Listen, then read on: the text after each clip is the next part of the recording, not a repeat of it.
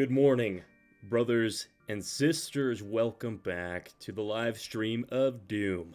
If you're new here, I am Landon Father Doom Gus, and I am on a mission to indoctrinate folks into this beautiful RPG hobby. And as part of that mission, I like to prep things on stream. And one of those things we're going to be prepping today is the Retched Tropics, a zine, a micro hex crawl region that you could run a campaign in.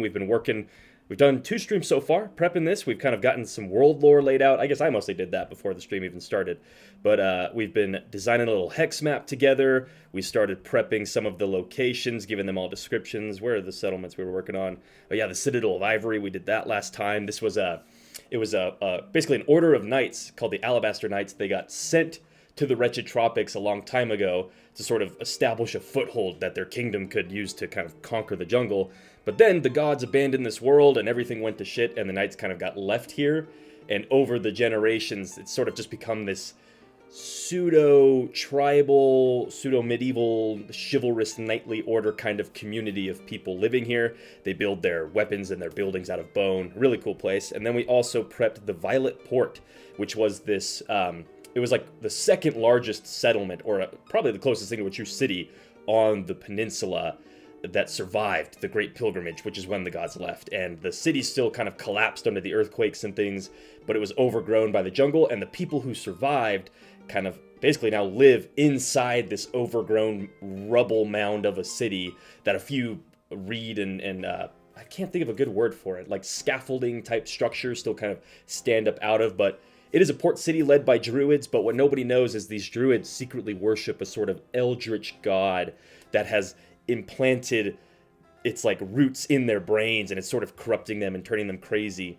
And they are using this port and the fact that they sell like herbs and spices and roots and fruits out of this place to kind of spread that blight secretly and slowly across what is left of this world. But that is not what we're prepping today.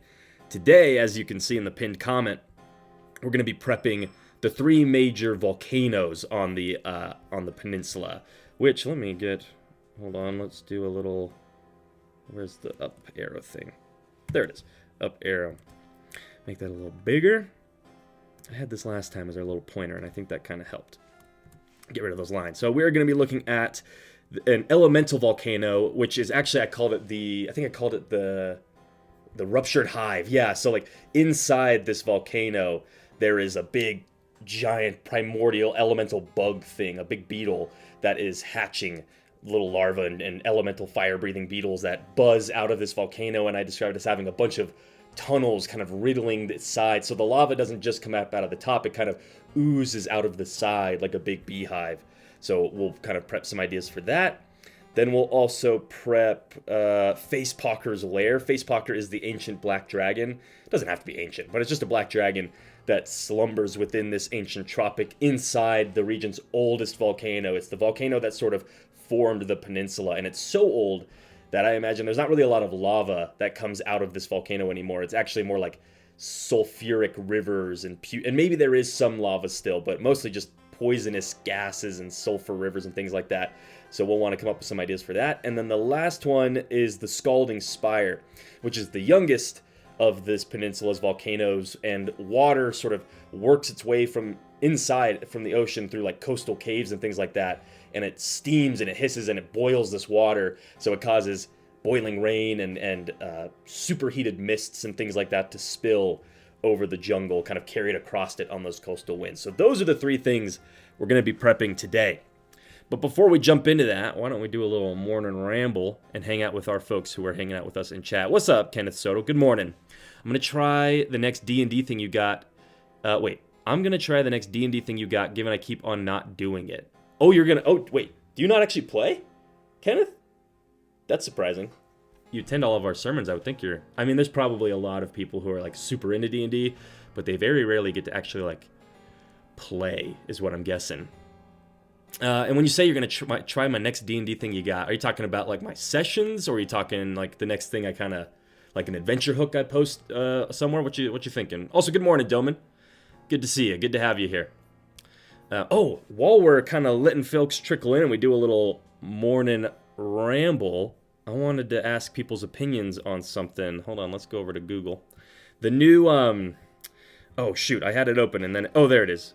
Well, no, oh, Dragon Delves, yeah, this link will probably take us to it. Where is the, how do I just go to the Dragon Delves? Oh, really? They don't have that? Okay, fine, Dragon Delves. Oh my lord, have you guys, I always say I don't like how much people focus their content on talking negatively about Wizards of the Coast and D&D. I'm like, come on. Like, that's not very exciting stuff. But the fact that I search Dragon Delves on D&D Beyond, and the first thing that pops up isn't their module for Dragon Delves is freaking crazy.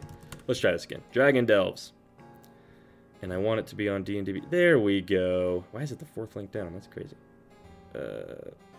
Sure, United States. What the fuck? Oh my god. I just want to look at Dragon Delves. There it is. Okay. This is what I wanted to ask y'all's opinion on. Have you seen this? I mean, I'm sure you've heard about it, right? The adventure. It's going to have... I guess there's like an adventure in this book for every one of the type of dragons. Chromatic and metallic, I think. And, I mean, that's cool enough as it is. I have a bunch of like one-shots you could run that are dragon-themed. Very cool. I might even try and run that on Start Playing. I'm not sure. But, what was really interesting is I saw on an article, I don't think I saw it mentioned here on the listing, but I saw that it is, it's going to have some solo dungeon options. Like, you can run 2 of them, I think, as some solo single-player quests. I was like, ooh, that sounds interesting. That sounds really cool, which would be a ton of fun to do on stream. That would be super cool. But this doesn't come out until July. I think if you pre-order on D&D Beyond, you get it July 8th. So I'll probably be pre-ordering this. Oh my god, it's going to be $100? Oh, this is the ultimate bundle. Okay, that makes more sense. I was like, holy hell. That's like when you see the HP for the boss spot. You're like, the BBG has how much health?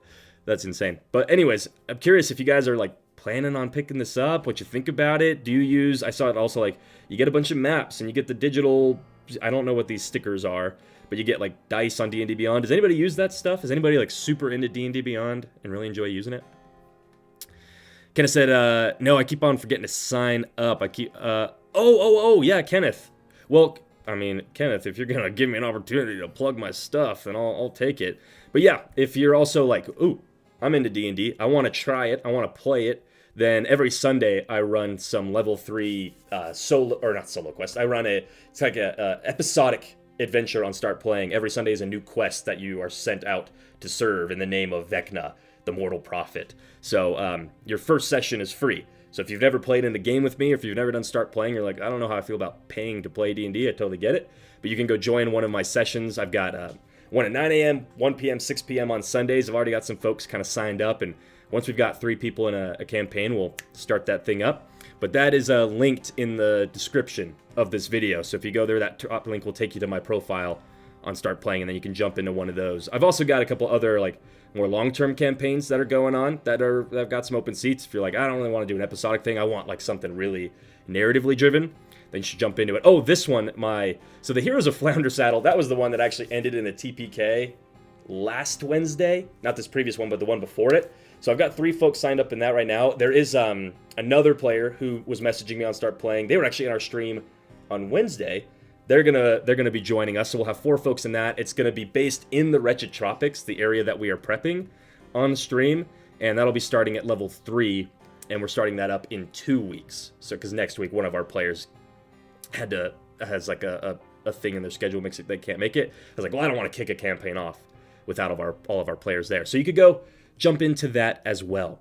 But anyways, I'm done plugging my wares. That's it for me for now. Doman said that would be cool to watch, as I'm not buying. You're not buying that. Yeah, I wouldn't pay $100 to get it. Even 60. I'm like, oh my gosh, it's so freaking expensive. But I'm kind of excited about it. It sounds cool. Just a book all about dragons is exciting stuff. Doman said he's not a fan of D&D Beyond at all. The players I've DM'd for just quickly make a character on it and don't even know what their character does. You know, Doman, I guess I agree with that too. I hadn't really thought of that being like D&D Beyond's fault, though.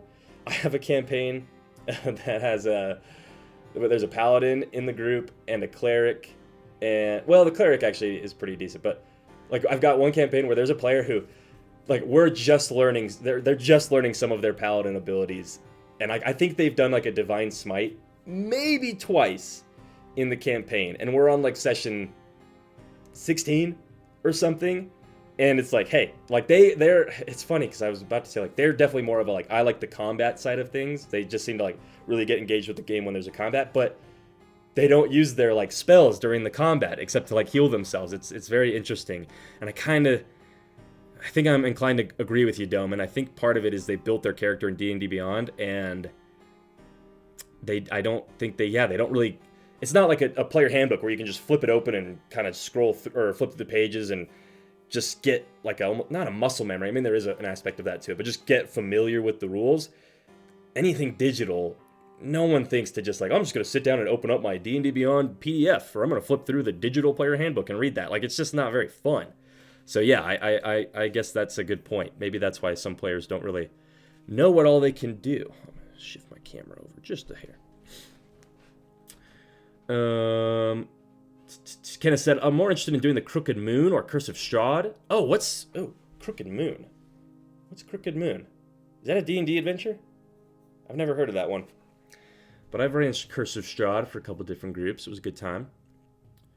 Dominite says, I'd rather make a character with them and talk it through with them, to be honest. Yeah, well, I always do that with my players. Now, I guess I don't necessarily talk through like the rules of the character, like here are each of your abilities. For my opinion, I'm like, that's like your job. You're the player. Like, go read what you can do. But I definitely talk through a character to help them brainstorm ideas of like, what's their personality? What are their flaws? What brought them into this story? Like, I basically don't ever start a campaign with a player unless we've had an opportunity to talk through that. Okay.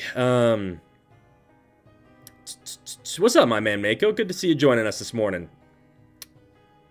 You make all your stuff paperback? I have not done a paper PDF character in a little while, but it is the best way to do it. Crooked Moon is a D&D adventure. Yes, I've never heard of it. Let's see if I search it on. I'm sure if I search it on D&D Beyond, we'll find it, right? Crooked Moon.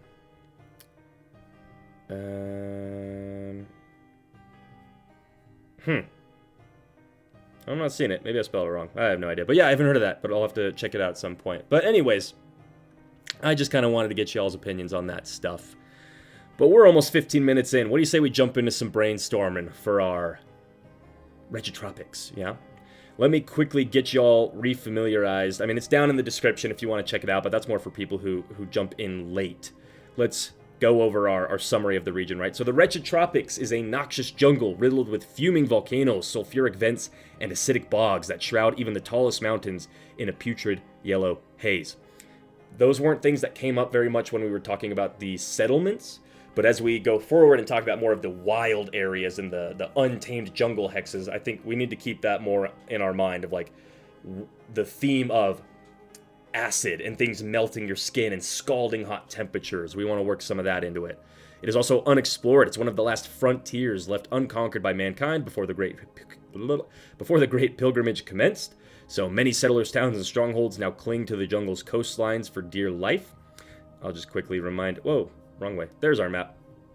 Wait, where? Oh my goodness. So we've got Hex 9 and Hex 7 are settlements where we'll like actually have done some prep for what's there.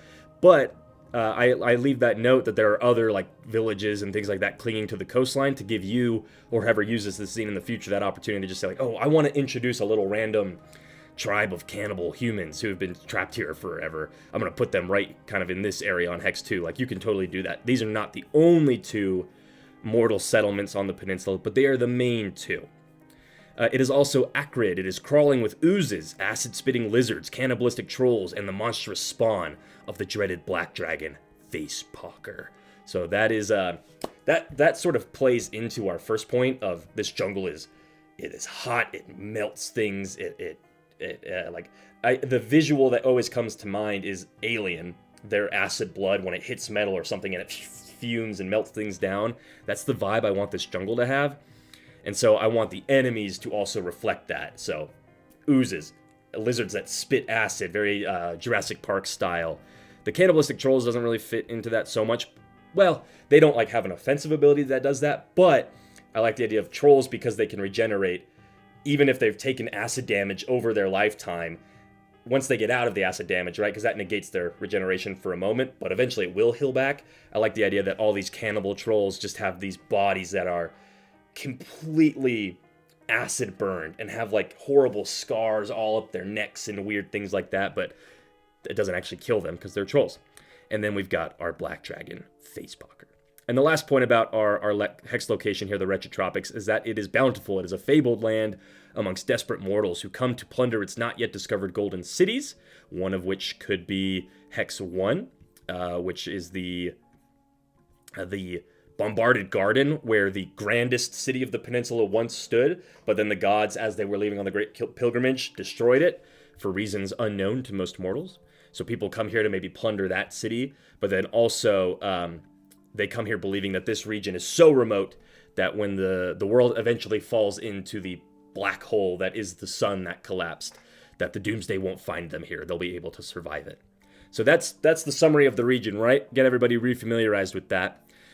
Now let's do a quick little poll here. Do we want to start with the Ruptured Hive, which is the elemental beetle bug volcano? Do we want to start with Facepocker's lair? What did I call that? I think I called it something cool.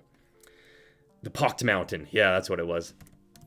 The Pocked Mountain, which is the Black Dragon lair. Or do we want to start with the Scalding Spire, the youngest, most maybe active volcano, but the coastal waters that work in there don't cause it to erupt all that often? Which of those three do you want to start with, guys?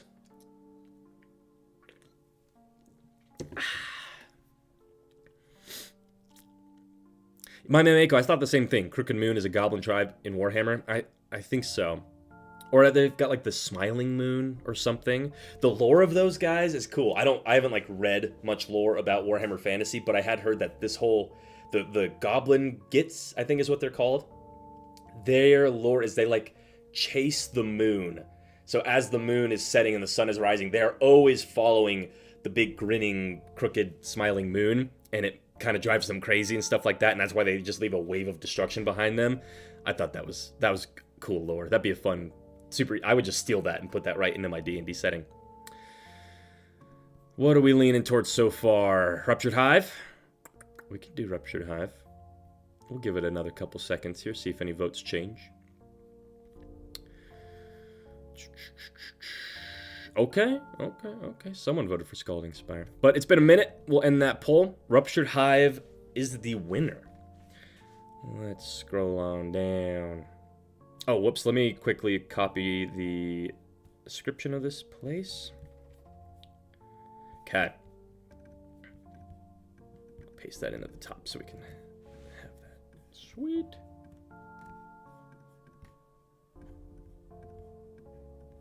Okay. So, just familiarizing ourselves with the environment too. So, Hex 2 is the Ruptured Hive. Directly to the north of it is our ancient ziggurats, which are actually the tops or like the domes of an ancient airship port that was built by the people who founded the city that was destroyed in the bombarded garden. So maybe I don't know if there's much of that will actually come into play with this volcano, but hey, you never know. Maybe if we're prepping some adventure hooks, that has something to do with it. And then directly south of our Ruptured Hive, we've got it's just on that hex noted still as the sulfuric bog, but I think I called it the Wretched Quagmire. So that is where a lot of the sulfur runoff from this volcano and the elemental magics kind of makes its way down into. So we need to brainstorm some tables for this area. Obviously, one we're going to want to do, well, two obvious ones are going to be, this volcano is, or the basic, or what did we call it last time? The general notes, something like that. And then we'll want some random encounters for the area. And probably also would want to do maybe some like points of interest on this volcano, or like points of interest in this hex. So we'll want to do something like that. So similar to our settlement area, but I don't think we need to necessarily prep NPCs for this. I really only ever prep NPCs for a settlement. But general notes, random encounters, points of interest, anything else? What's up, Silvers? Good to see you in here with us. Good to see you in here with us this morning. Can I repeat the lore? Repaste the lore for the volcano, my Mako? Yeah, I'll keep it right up here at the top. So just Maybe I need to zoom out a little bit more so we can... I'll try and not move around too much when I'm typing. I have a really bad habit of that. I'm just fidgety, so even as I'm typing, I'm like scrolling all over the place. But general notes, random encounters, points of interest, maybe treasures? That might be a table we prep for this one. We'll see. Okay. Any points of interest? I almost feel like I want to change that to, like, dungeons, but... dungeons always implies things are underground, and that might not be the case for some of the ideas we have here. So, oh, hazards. That's a good idea. That's a really good idea. Okay, let's start with our general notes, though, right? So, and probably think of that as like if you were to quick pitch this place. If you were just to describe it as like, oh, the ruptured hive is, and you'd give 4 little descriptions about it. We've already got our main one up here. But this is an opportunity for us to sort of flesh out this area in a little more detail. So it's a tunnel-riddled volcano infested with magma-spitting, obsidian-shelled beetles hatched by a primordial elemental queen of unimaginable size. So a general note I've already got is magma flows out of the many tunnels carved into the volcano's sides or faces. Faces? Slopes probably is a better way to do it. Oh, and I was going to change our font size. I did decide to take it down to like, basically I took it down to 8-point font when I was prepping the cities, because we just had too many cool ideas that I couldn't fit at 12-point font. Even 10-point was a little big. All right, so we've got our magma flows down. What else? What are some other general ideas about this location we would want to share if we were needing to just have some core ideas about this location as a dungeon master? What would be important?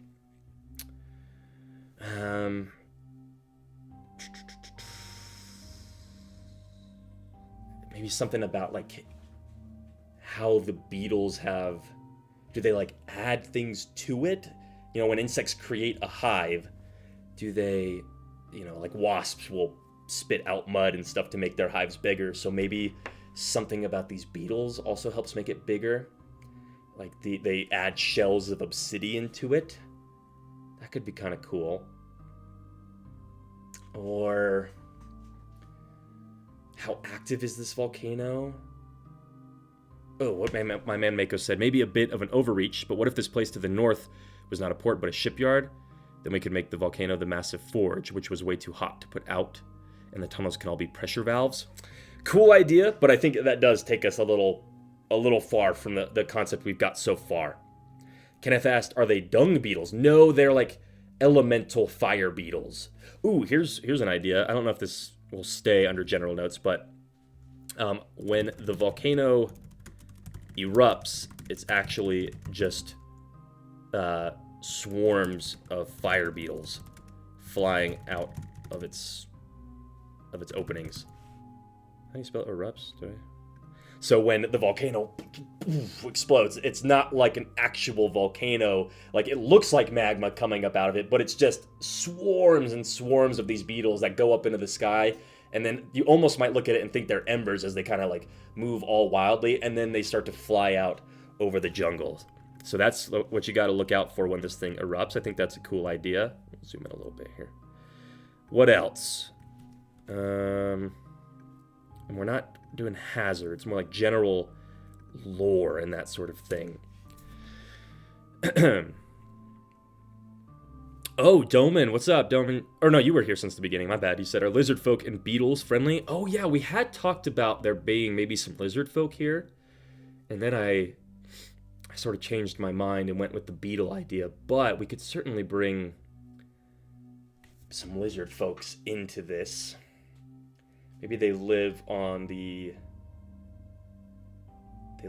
surrounding area. I kind of dig that. Sure. Well, we'll throw ideas down, right? Lizard folk live in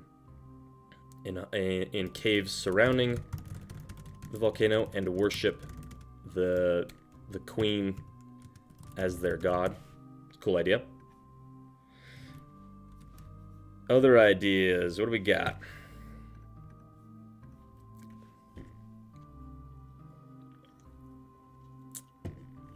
Kenneth says maybe they use fresh, hot, multiple... Oh, yeah, that's cool. That's a really good idea.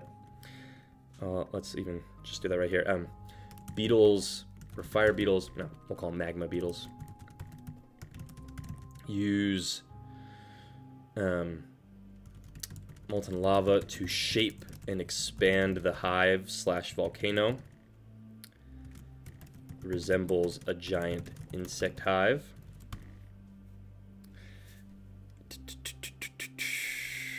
Silver says the only way to navigate the tunnels are totem poles created by the lizard folk, which mark safe and unsafe passages. Oh, interesting. Yeah, what have the lizard folk built? They must have built things to help them navigate it. Totem poles, that's interesting. That they've sort of like set into the walls, like almost like Assassin's Creed, like you're swinging on the poles coming off the side of the wall. Is that sort of the vibe you're going for? That's interesting. So the magma flows out of the many tunnels carved into the volcano slopes. When the volcano erupts, it's actually just swarms of fire beetles flying out of its opening. The magma beetles use molten lava to shape and expand the hive of the volcano. Lizards folk live in caves surrounding the volcano and worship the queen. So we've got 4 ideas so far. We either are going to take it to a D6 list or we'll keep it at a D4. Let's see if our imaginations can get us to a D6 list. So, does it make sense for them to use totem poles? Because that would just, even like inside a volcano, it would be so hot that I'd imagine the wood would at some point just combust. So maybe they use,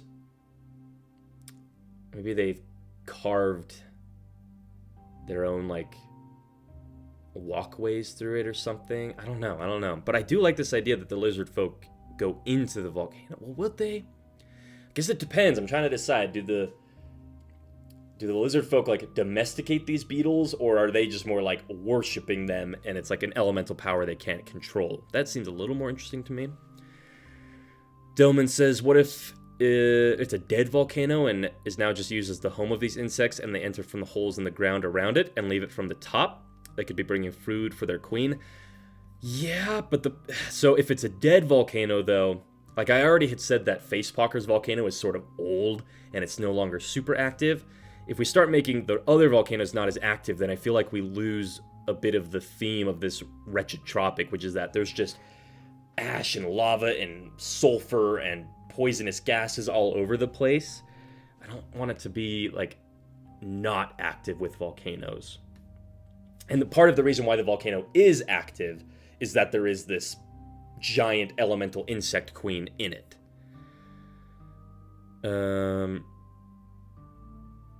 What else could we do? Maybe we'll come back to this. Why don't we move on, yeah? Let's go down to our hazards. What are some obvious hazards we could have in this area? I bet we could get a D6 list pretty easily here. While you guys start sharing some ideas, let me format that.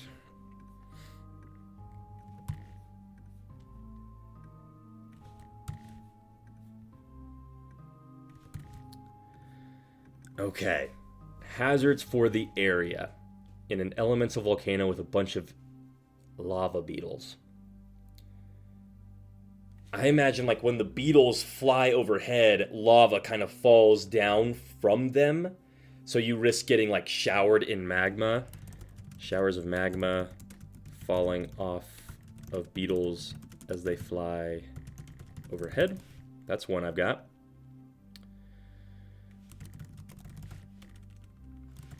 What else? What's a cool hazard here? There'd probably be lizard folk traps that they've set to try and catch things to like feed these beetles, right? What kinds of traps would they set? Like lava pit traps? I mean, I don't know if they'd want to like kill you right away though. You'd fall down into the lava and just be or just melt away. They need to keep you somewhat alive so they can use you to feed the beetles. What could we do? I mean, what if some fiery beetles float around the volcano as a lookout for different threats? Maybe they are like massive fire bugs serving as both watchers Watchers and Warner, or they do. Wait, what the? Yeah, I guess we could do like guard beetles, because in a beehive, right? You've got the workers, you've got the workers and drones. Those are maybe the same thing, but you've got all kinds of different different types of beetles. But I think some guard beetles would be cool. What's up, Christian? How you doing, buddy? Good to see you, man. Hope life's been good. Christian and I we talked, was it last month? We did our creative confessional over on the Patreon. So he and I hopped on and did a one-on-one little brainstorm for his campaign. Was it last month? The month before? I can't remember. It's been a little while, I think, but I'm good to see you here with us, dude. Silver said, beetles bury their larvae in lava, which hardens over time, but if disturbed, explodes. Oh, that's cool. Yeah, buried lava beetle eggs explode if disturbed or stepped on. That's cool. That's really cool.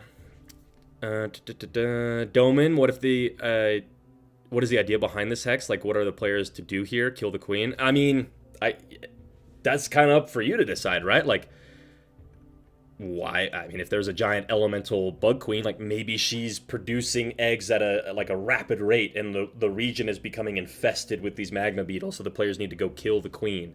Maybe there's like a treasure that's been lost in the volcano, so you got to go infiltrate this giant magma beetle volcano. Maybe there's like maybe the queen needs to be released. Maybe it's not even like an insect queen. It's some sort of elemental demigod that the players have to free. I don't know. But, I mean, a good question, for sure. It was the month before, Christian. Okay, dude, it's been a little while. Don't forget, then, schedule yours for this month, bro. Let's talk some D&D stuff. Let's see what's going on in your campaign. More ideas from my man, Mako. I was going for more of a light show vibe with light bugs to deter any threats as a show of force. Oh, I see. Yeah. I suppose. Guard beetles. So they illuminate the sky. Is that like a hazard? I guess if you get close, they'll attack you, so that's what makes it... I guess you're saying it's an intimidation. Intimidation tactics. Okay.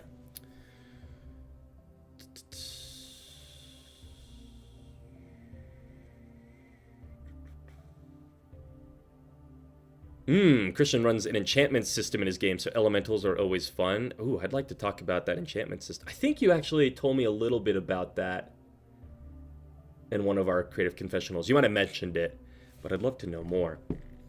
Other hazards. Probably like lizard folk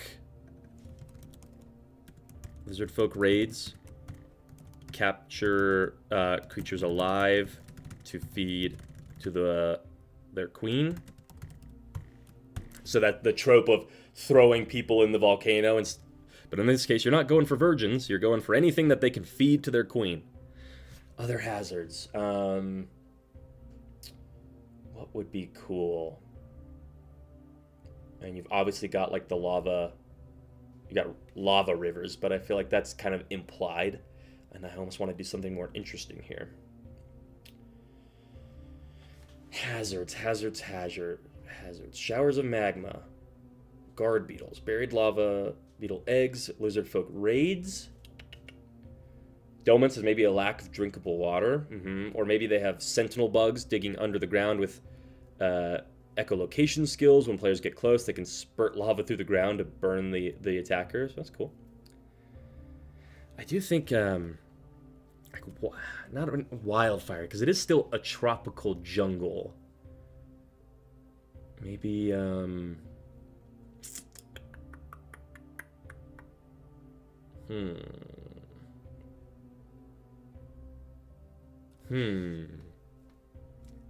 this is a little harder than I thought it would be. I expected us to, like, crank through some hazards for this area. Christian says, beetles are burrowing insects, so unstable ground, like sinkholes or something you'd find. Oh, that's a good one. Sinkholes. Unstable ground where the beetles have burrowed. So you could even like fall into lava pits. So it's the classic pit trap, but it wasn't necessarily built as a trap. It was just a natural hazard. That's cool, Christian. Good idea. Silver says the lizard folk traps could maybe, they have stalagmites covered in beetle dung, so the beetles know where food can be found, even if it survives and escapes. Oh, so you fall, you get pierced by this, and then you have the stench of the beetles on you? Yeah. That's kind of cool.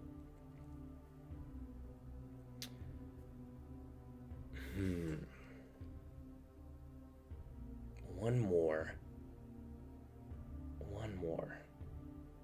What about, I'm trying to think, like, even beyond the scope of just these beetles or the lizard folk. Could you have, like, if there's beetles, then there's other things that must feed on those beetles, but they're elemental, so what really eats a fire beetle without getting killed, right?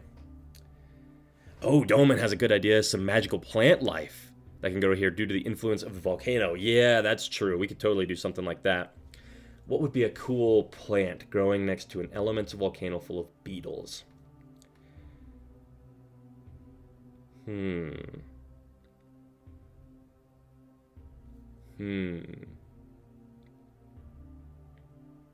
What about something like this? I'm just gonna call them combustion plants. So my idea is plants on the verge of spontaneous. Oh my gosh, combustion. Oh my gosh, what is going on? Spontaneous. How the hell do you spell spontaneous? Oh. Combustion. Disturbing plants risks fire damage. So it's so hot here that these plants are like right on the verge of just going up in flames. And so as the players are trudging through difficult terrain or whatever, if they're in a combat, if they're not careful where they move, they could just cause some of these plants to just explode like a miniature fireball. That's a cool idea, I think. Good idea, Doman. Ooh, my man Mako said, what if the breath of the queen is incredibly strong? Periodically covering the area in heat waves? I like that too. I guess we could change that from showers of magma to, yeah, like when the queen... Oh, what about this? We could call it when she molts. When the queen... How do you... I guess I don't know how to even spell molts. Like that. I don't have a pet beetle. I don't know. Is it maybe no E? Molts? Oh, there we go. When the queen molts her obsidian shell, the area is covered in poisonous gases and ash. That's a cool idea. And then, like, whenever the volcano truly erupts, everybody in the area is terrified because they believe, or they think, like, the beetle's getting even bigger. The queen has grown in size. So the longer they can keep it dormant through rituals or sacrifices, the longer they can avoid having this huge giant beetle attack. Good idea. Very cool. Ooh, Christian said maybe Earth Elemental Venus flytraps?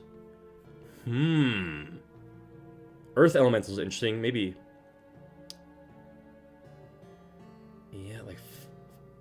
I mean, my mind more my mind more goes towards Fire Elemental Venus flytraps, like when they bite you up, then inside, instead of releasing like a digestive acid, they like blast fire up inside of their mouth where they've got you trapped. That'd be pretty cool. Hazards and random encounters are sort of, they can't, if we're not careful, they kind of become one and the same. Hazards are a little more general, whereas random encounters are where we should be super specific. But Doman, let's see what you said, and then maybe we'll go on to our random encounters. Doman said, if the players figure out how to handle the plants, they can expunge the magical energy from them by making a drinkable liquid that grants you 1d4 levels of spell slots. Yeah, that's cool. A fun effect for sure. Let's do our random encounters. Yeah? I say we also aim for like a d6 list with that as well. So these are hyper-specific for the region, or for this hex.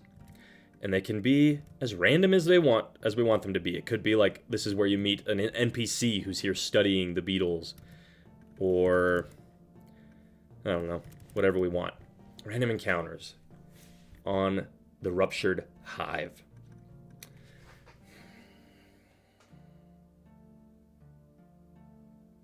Oh, here's one.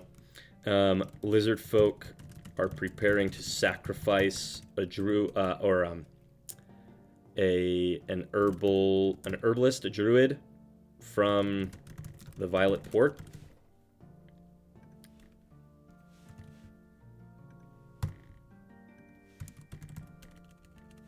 So they're like over a lava pit where maybe some of the eggs of this beetle hive are at. These lizard folk are like dancing around Legend of Zelda style with the merchant kind of hanging off of a rope that when the lizards finish their ritual, they'll cut the rope and they'll fall down into it so you could save this person. And then you rescue an herbalist who can give you some magic items. Oh, Christians, you're clarifying the Earth Elemental Venus flytraps eat the fire beetles. Oh, that's cool. I see what you're saying. I dig that. That makes way more sense that it would be an Earth Elemental. Maybe we could work that into a random encounter. A grove of Earth Elemental. How do I word that? I'll think about it. It's a really cool idea. I'll have to see if I can work it in a cool, quick description. Silver's adding that maybe the lizard folk raids feel more like a random encounter. Wait, lizard folk raids feel more like a random encounter, doesn't it? If players run into one, it kind of turns into an encounter. Yeah, I agree. So that probably should come off of this list. I'll rework that. If someone drops a cool idea, I can plug it in over there. Kenneth says maybe some golems, a natural environment type of golem. Yeah, we could do a golem encounter. What about... Ooh, we could have... Since this is right near... Oh, no, it's by the sulfuric bog, or the Retched Quagmire. I was going to say, maybe one of Facepocker's spawn is, like, hunting for eggs in the area. I actually think that's still kind of a cool idea. Maybe we'll go with that. Facepocker spawn is hunting for magma eggs.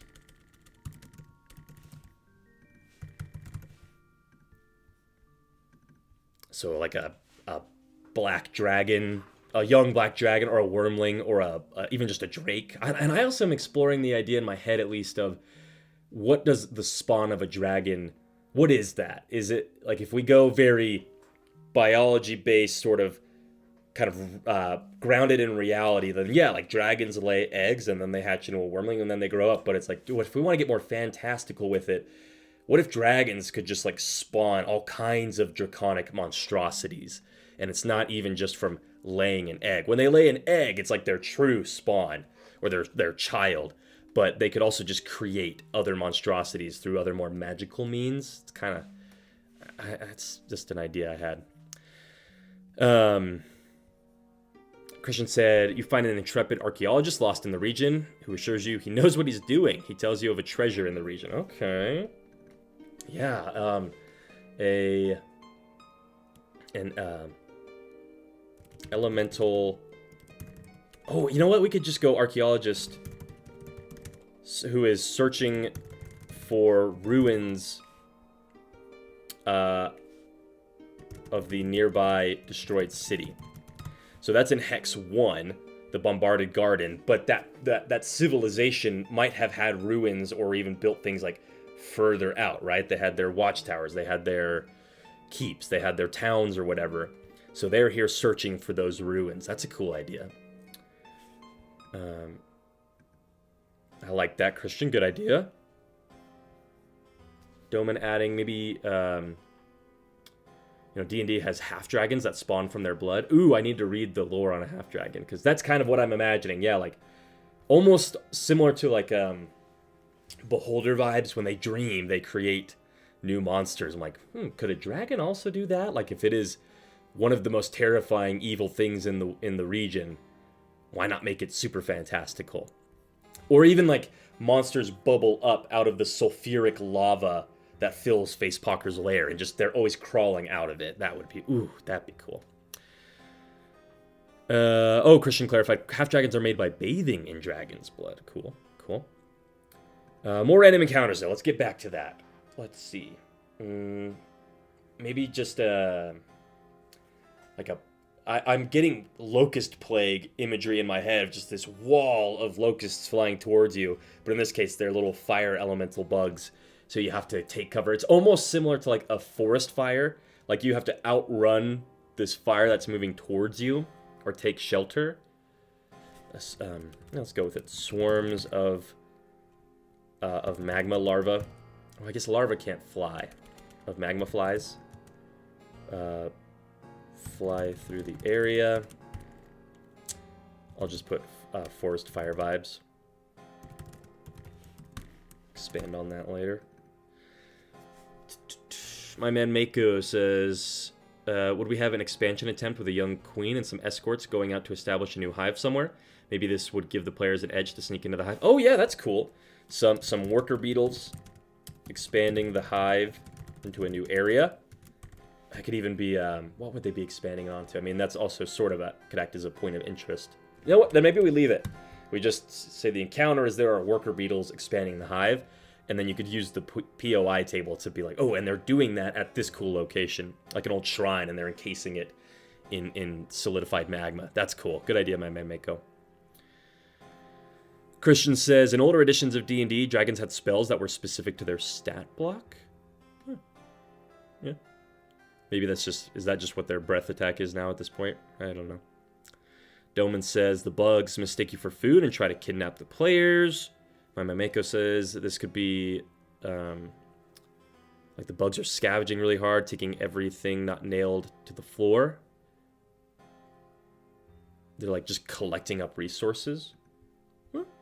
Yeah, that could work. Okay, what do we got? Lizard folk are sacrificing an herbalist. Facepocker's spawn is hunting for eggs. An archaeologist is searching for ruins. Swarms of magma flies fly through the area. Worker beetles are expanding the hive into a new area. One more cool one. One more.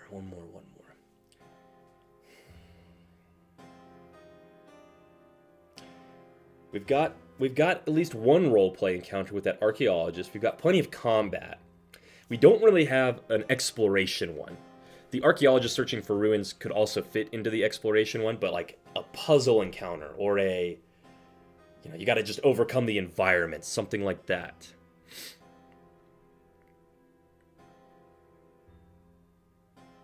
I agree, Doman. There needs to be like a third thing in this hex. Right now it's just bugs and lizards. Yeah, and that probably could come up in our hazards area. The lizard folk raids. Is that a hazard or is that an encounter? Probably more so an encounter, so we could put in another aspect to this area. Christian did have that cool idea for earth elemental plants, which I do like. My hesitation is mostly coming from, there's already so many other regions of this jungle where we're going to have big man eating plants. Like, what? Could there be another cool thing we do here? What eats beetles? What eats bugs? You've got, bats. You've got rodents eat beetles. You've got, let me do a quick Google search. What eats beetles? Birds, reptiles, mammals, spiders, and even other insects like ants and wasps. Specific examples include woodpeckers, snakes, raccoons, other types of spiders. Okay. Maybe we could do like jungle. What type of jungle mammals could we maybe work into this?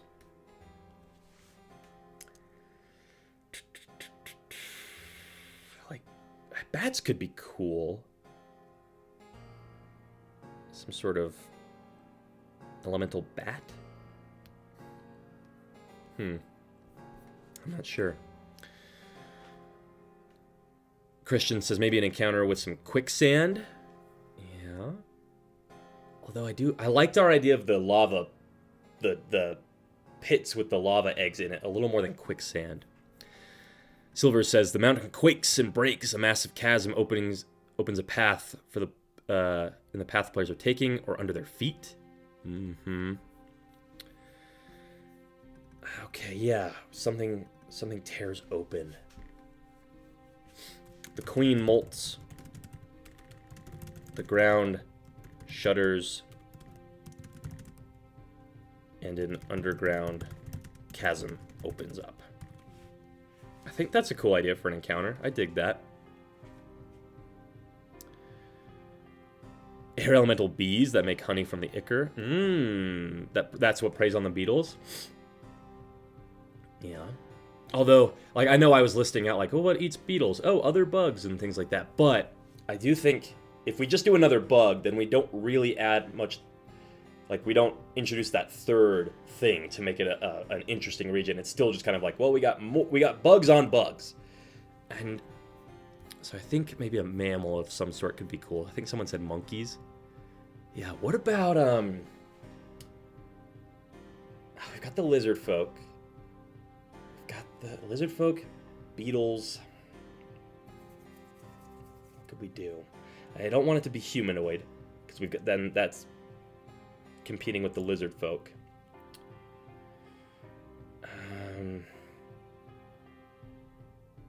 I feel like birds would be cool. That's where my mind's going. Some sort of, like an axe beak that can shatter open these obsidian shells and eat the magma. Or eat their, like, I guess the beetles, it is maybe a little ridiculous if they have just pure magma inside of them. Like the bugs, it's more of like a fire beetle, like in the monster manual, where it can produce fire, but it's not like a true elemental. Maybe the primordial queen is a true elemental, but her children are more like just bugs. I might go with birds. I just feel like that's cool. So the hazards are beetle eating axe beaks. Use beaks to break open obsidian shells. Okay. I think that's cool. I dig it. I might even change it from an axe beak to like a big like toucan or something with just a really crazy weird beak, or feathers that are resistant to the. Ooh, that's a cool detail to add. Feathers are resistant to fire damage. So maybe it is some sort of another elemental bird. So we could take your idea, Christian, but instead of it being earth elemental plants, it's earth elemental birds. I think that'd be cool. Okay, we've got our general notes, we've got some hazards, we've got some random encounters. Now we need some points of interest for this area, for Hex 2. The Ruptured Hive, it is near the Bombarded Garden, it's near the Sulfuric Bog, or the Ruptured Quagmire, and it's near our old Ziggurat. What do we got? I think some ruins from our old city could be cool. I'd already mentioned that a second ago, so maybe we could flesh that out more.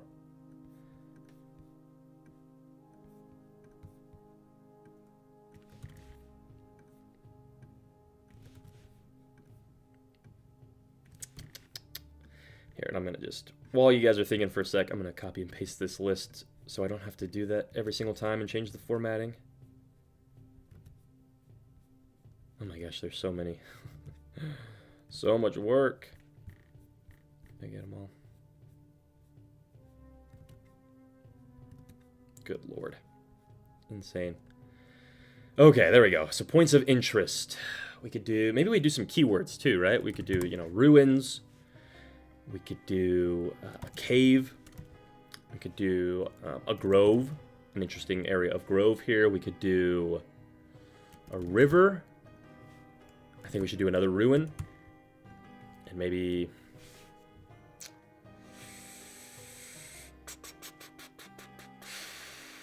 maybe a den? That's similar to a cave, but we could keep it different. A den is specifically something a monster's living in. A cave could be, maybe it's a secret entrance into a forgotten scientific laboratory or something.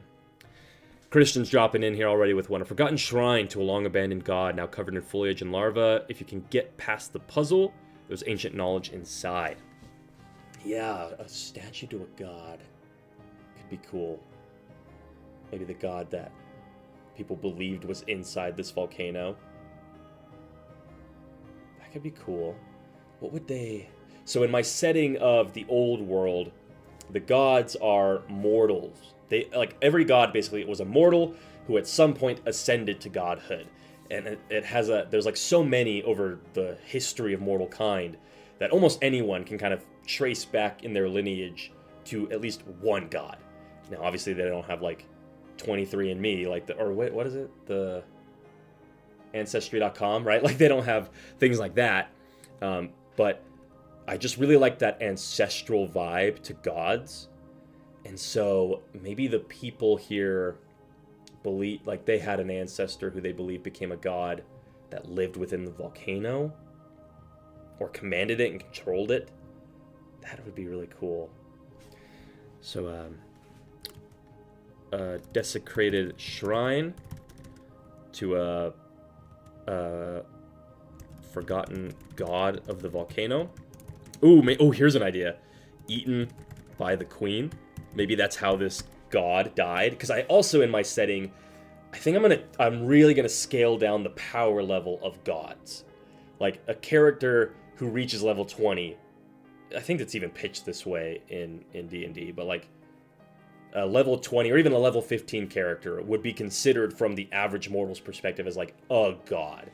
And from our like meta knowledge, I would almost say like what you think of as a demigod or even an angel in terms of their powers and how people like revere them and pray to them, and like they're more directly involved in mortal affairs, but they can't like shape the cosmos, right? They're not like the what were the things in that Marvel movie, the Celestials? They're not like that crazy in power scope. That's sort of what I see gods being in my setting, more of like a demigod. But people don't call them demigods. They still call them gods, but that's like their power level. So a god of this volcano could have easily gotten eaten by the queen, and that's why they were forgotten and desecrated. That'd be cool. Hopefully that all made sense. What could be a point of interest for the cave?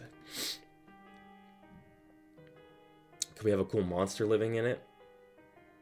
Or some lizard folk?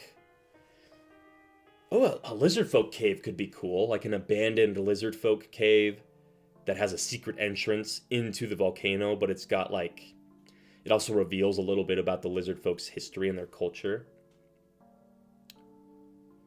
Or maybe a lizard folk, like an outcast of their tribe lives in it. Or a lizard folk shaman cave could be cool. And they have like a cauldron of lava, or they have a cauldron that's bubbling over lava. I like that. My man Mako says, what if there's a grove of dead trees covered in obsidian crust halfway up the volcano? Maybe bugs instinctively avoid it, showing the hive mind's painful memory of this place. There's a grove of dead trees covered in obsidian crust halfway up the volcano. That's kind of cool. Mako, why? Like, what's the memory that causes them to avoid it?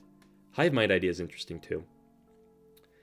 Christian says there could be some sort of an oasis grove, an obsidian obelisk fragmenting and cracking. It's making the surrounding grove many degrees cooler than the surrounding jungle. Oh, cool. That's really interesting. Yeah, a unusually lush jungle growing around an obelisk of enchanted ice.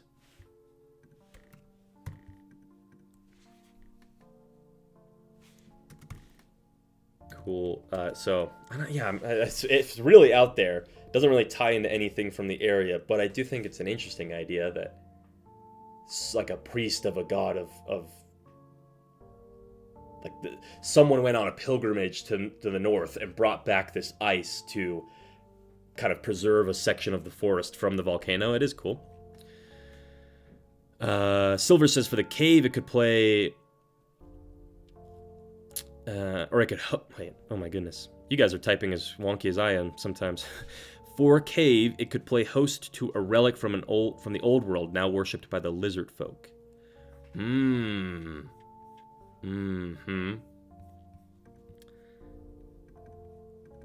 What could that relic be, and the lizard folk worship it? Like a secret elemental research facility. Entrance to an elemental research lab used before the Great Pilgrimage.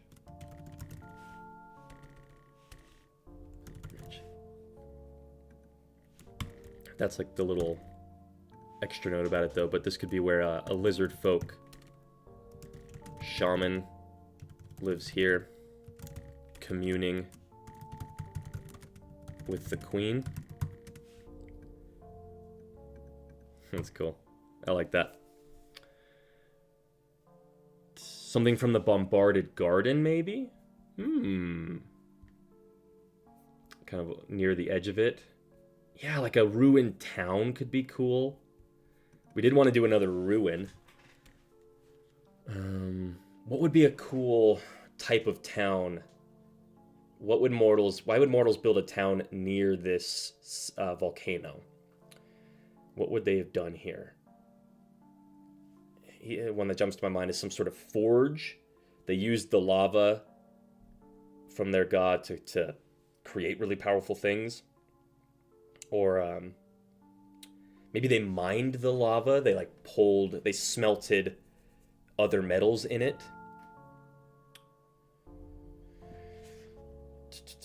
Portable electric fan is the relic.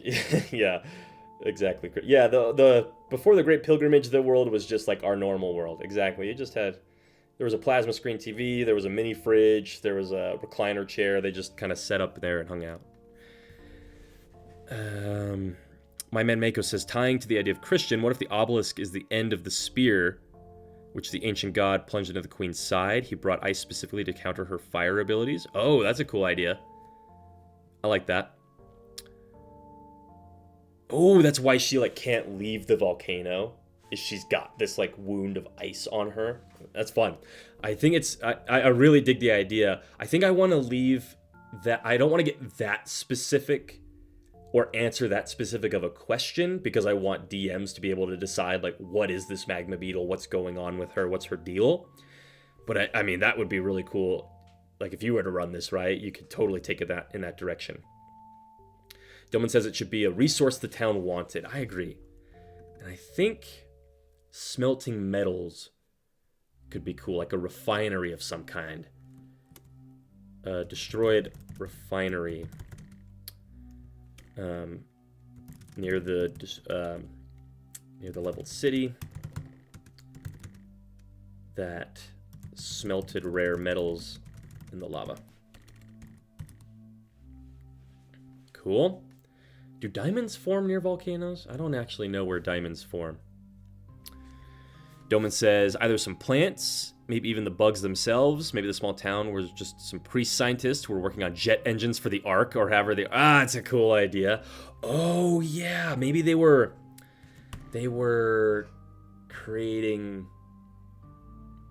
Yeah, I like that. A destroyed refinery near the leveled city that smelted rare metals in the lava, metals used to construct the Ark. That's a cool idea. Nice way to tie that in, Doman. I like that. Kenneth says the bombarded garden was completely different from when they built the town than it is now. The bombarded garden was completely different from when they built the town than it is. Well, I'm saying the town could be the bombarded garden is what is so the city is what is now the bombarded garden. It used to be a city, and then it was destroyed by fallen stars. So now you'd have ruins of some of the settlements that had been built up around that city, and this refinery would be one of them. So it's not like the city was built and destroyed, and then this refinery was built way later. They were built around the same time, but this refinery was just spared from some of the destruction. It didn't get cratered like the city did. Whoops. Okay, we need like 2 more. We had our river idea and we had a den idea.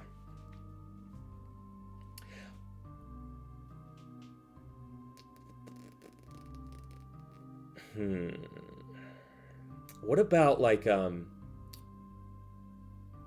it's not a river idea, it's not a den idea, but thinking of like a termite mound, how they're like really tall, they're almost like a stalagmite, but we could have a point of interest just be this really, really tall magma beetle hive that they've started to expand out from the volcano itself. So you could like climb it. It's like so big you could literally climb to the top and maybe there's something up there. Or what about a magma beetle hive built around a tower of some kind? That could be cool. Christian Breffel, he's flexing the fact that he's a freaking nuclear scientist, freaking smarty pants. As someone in the field, nuclear power is just steam turning turbines. With the excess heat of the magma, you could generate steam from any fluid. Oh, is it? Maybe it's not. Yeah. Was it a destroyed refinery or was it a nuclear plant? That's really cool. That's really cool. I almost like the idea of it being a nuclear plant more. But, I mean, jungles do have so many minerals. A mine or a refinery could be cool too. Yeah, that's... I just had myself thinking, like, if it's a refinery, then that must mean there's a mine somewhere nearby, right? And if it was a mine, then that makes sense about the city and having this, like, ziggurat lost skyport. Like, the city, maybe the reason the city was destroyed is because it was mining the jungle for metals to build sky ships, heavenly vessels that could go up into the astral plane or whatever, the however you want to describe space. I really like that idea. A nuclear reactor would be sick, but I think I want to go with the idea that it was a mine. Just, it feels like it all kind of fits together a little better. We need another monster den. What sort of monster could be living in this area? Hydra, a manticore, a chimera, a...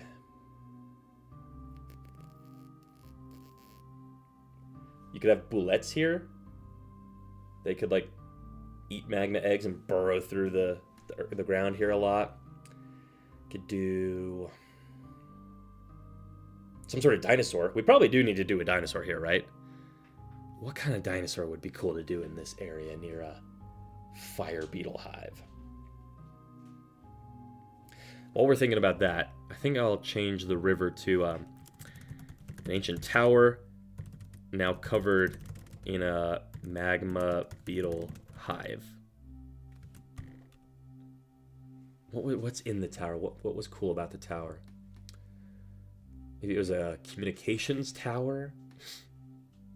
Or maybe an observatory, right? Like in Hawaii, you have a bunch of telescopes and observatories up on top of those super remote, tall volcano peaks out in the middle of the ocean. Probably could have something here. An ancient observatory tower.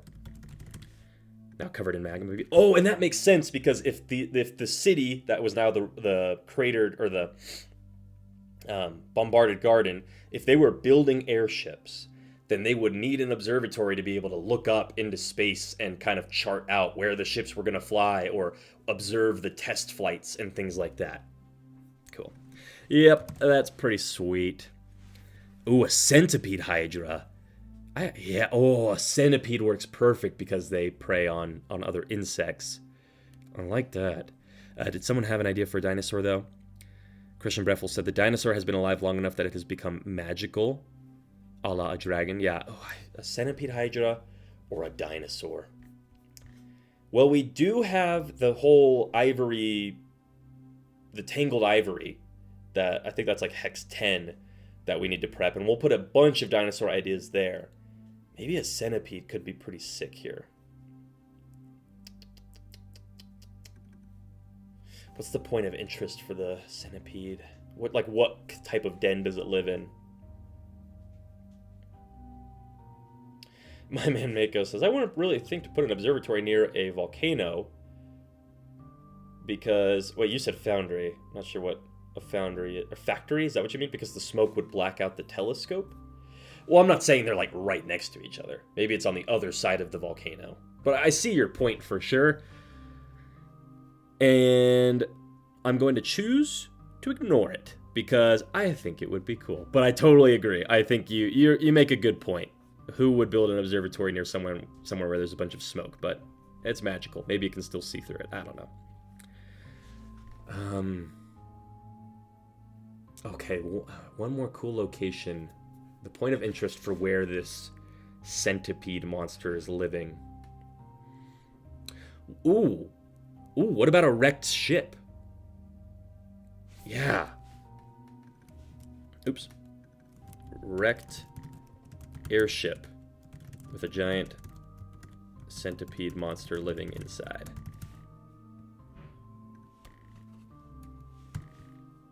Nice. There we go. Okay, ruptured hive. Brainstormed. Got it. Got it good. Okay, let's move on now. We've got the... What was left? We have the Pocked Mountain, which was the... was Facepocker's lair. Or we had the Scalding Spire. What time is it? 11, 12? I bet we could get these both done in an hour. I bet we could do it. Let's... Oops, I didn't mean to copy that one. Where did it go? The Ruptured Hive, there we go. Let's do Facepocker's Lair last. Let's finish up with that one. Let's do... Hang on.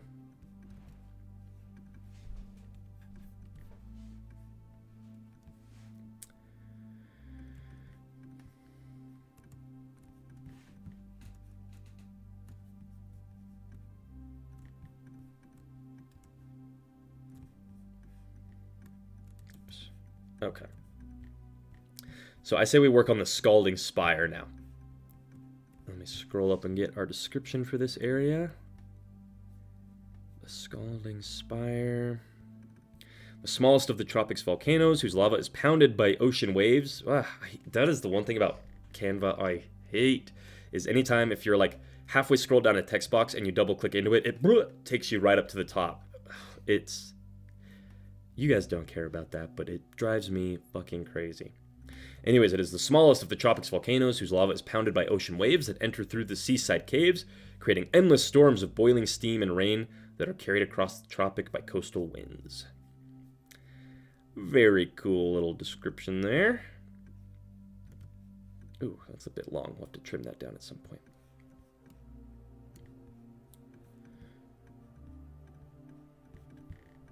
Okay. So some general notes about this area.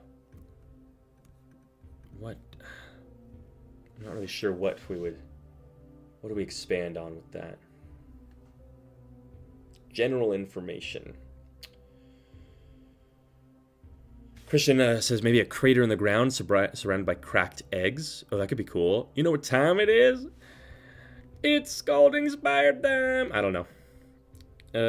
General notes. What?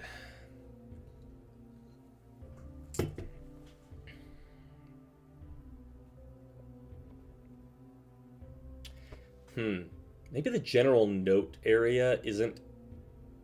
Is that applicable to the... No, I feel like it is. Yeah, because we could talk about, like, how does this superheated steam, how has it impacted the surrounding jungle? But then that almost fits into, like, hazards, because one that's jumping to mind is, like, super, like, really hot mist.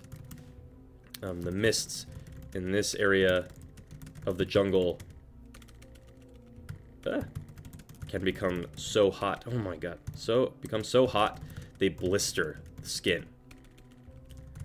That's a cool hazard. I like that.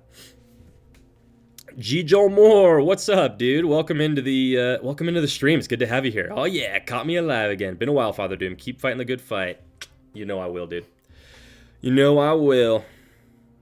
My man Mako said, so is the area around the volcano eternally covered in damp mist, creating an environment that is difficult to navigate? Yeah, and remember, like, that's sort of the whole peninsula. There's so much mist and sulfur and all kinds of stuff going on that it's, like, always really hard to see things. Christian, it's chaos, dude. Hell yeah, brother. Hell fucking yeah. Thank you, Christian. May Vecna's blessings be upon you for that, dude. I appreciate that. We're actually, me and Aaron are gonna go to. We're taking our little niece to the zoo tomorrow, so that will be some nice little fun money. She loves to go on the merry-go-round, but it's like $10 each time, so that will easily get her a few times on that. Thanks, homie. I appreciate that so much. That's really, really nice of you. Really, really nice of you. You're the bomb. You are the bomb. Hell yeah. We gotta do something in Christian's honor. Well, maybe we need to introduce a NPC about him. Although, I guess he did have that idea for the nuclear reactor. Maybe there's a nuclear scientist we could introduce somewhere. I'm not sure. But, Christian, I appreciate you, homie. I appreciate the super chat. Dang. That put a big old smile on my face. Hell yeah. Okay. What could we do? What could we do for general notes? Christian, I kind of am happy to... Any idea you basically toss my way here, bro? We're gonna find a way to make it work. Now, here's an interesting thought. The Scalding Spire, you had mentioned like a nuclear reactor is just boiling hot steam that turns a turbine. Could we introduce a nuclear reactor at the heart of this volcano? That could be cool.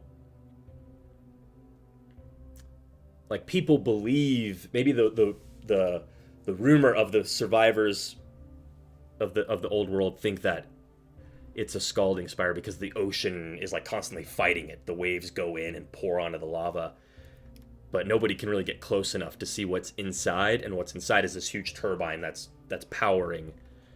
Could it be like powering the could it be powering the skyship port? I mean, I know it's really far away, but an ancient civilization that was really advanced in their technology could easily run power cables all the way over there, I would think.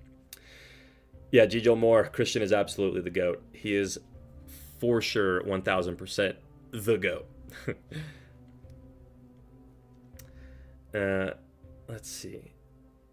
I appreciate that, Christian. Blessings upon me and Mama Doom. Wait, Christian, you were getting... You'll have to remind me, and I'm sorry. Time, and I cannot remember. I could barely remember. I was like, last month that we talked, the month before, you are engaged. Are you getting married soon? Aren't you getting married soon?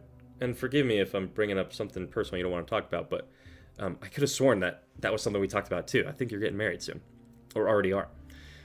My man Mako said I'd make it create a swampy landscape, which is extra hard to navigate in the condition of limited visibility. It could be cool. Yeah, it's perpetual fog. Navigation along the... Oh, that's a cool idea. Actually, now you have me thinking about it. Like, sailing is incredibly dangerous here because there's so much mist and fog. You're almost always worried you're going to run aground. Navigation along this coast is extremely difficult because of the fogs that surround the volcano.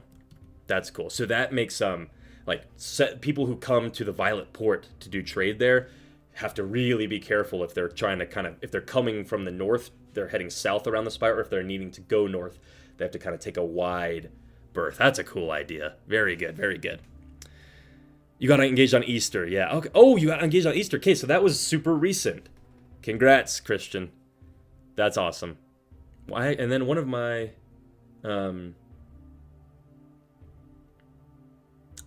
wait. Oh my god, I just completely lost my train of thought. But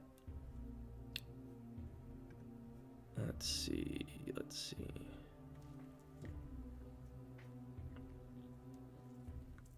Gijo Moore said, "Congrats, Christian. I married my girl this past August, loving the married life with a good woman." So much love in the chat today. All us boys getting married, getting engaged. That's cool stuff, guys. Congrats, Gijo Moore. Congrats, Christian. And everybody out there, you don't have to get married or engaged to be happy. You know what? You can be happy without it. But I'm psyched for my guys who've taken that big step in their life. It's a big one. It's a crazy one. So I'm happy for you all. Okay. Hazards was the hot mist, the perpetual fog. We could do... There's probably going to be some, like... There's more elemental magic here, too, right? Well, do we want to double up on elemental? Or could we do something other... Or something else for the threat? What could we do for hazards? I mean, we had the idea for boiling rain, and I could always just... This description's a little long. I need to kind of cut it down a bit, so we could just introduce boiling... Whoa. Boiling rain.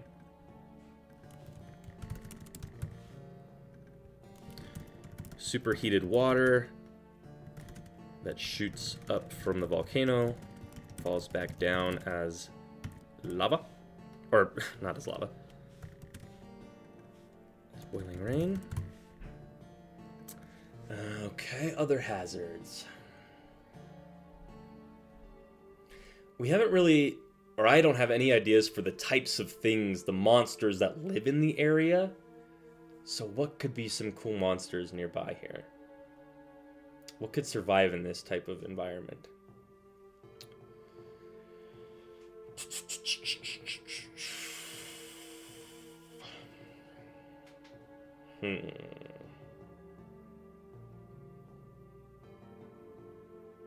I need to buy the physical copy of the monster manual. I only have the digital one, which, speaking of which, why don't we jump over into there for a sec, yeah? Let's take a look in the old monster manual. See if you get ideas for jungle monsters. Oh yeah, I forget. They don't do... They just kind of group forest and jungle together, but... Oh my gosh.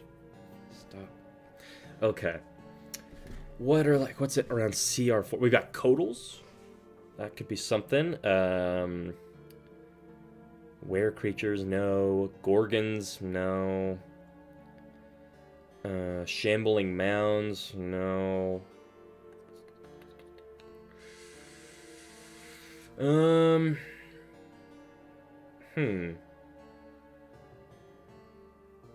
Wow. Nothing really jumping out to me on this list. I did think of a Medusa. Could that be something? I don't really know how we would work that into the location. What's up, Noble Knight? Welcome into the stream. What'd you say? Maybe there could be...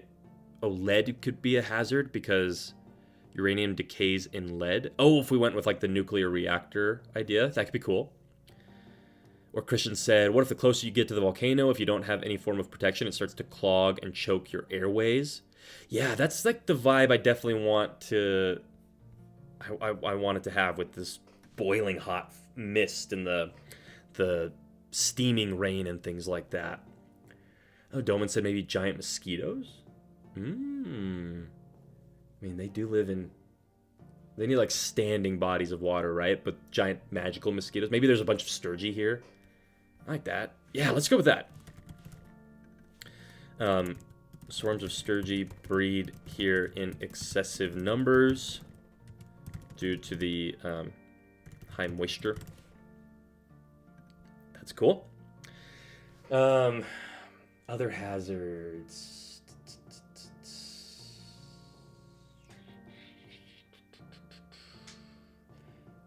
Could we do something cool with, like, shipwrecks? Because we said the perpetual fog makes navigation along this coastline really difficult. So maybe, like, there's, like, cannibal pirates. Like, their ship crashed here and they've just been stranded in the jungle. I guess why didn't they go live in the settlement to the south? I don't know, but just a thought. Christian said, what if the power plant or what have you, there's an automaton factory known from the past civilization and broken metal monsters are roaming these wilds? Ooh, like Horizon Zero Dawn, that's cool. You know what? Why don't we, let's commit to that idea. I mean, you gave that super generous super chat. Let's make sure we add this to the general note. So, inside the volcano is an ancient nuclear reactor. Probably change the name to something that sounds a little more whimsical or fantastical. But for now, inside the volcano is an ancient nuclear reactor. that causes most of the steam. People simply believe it's...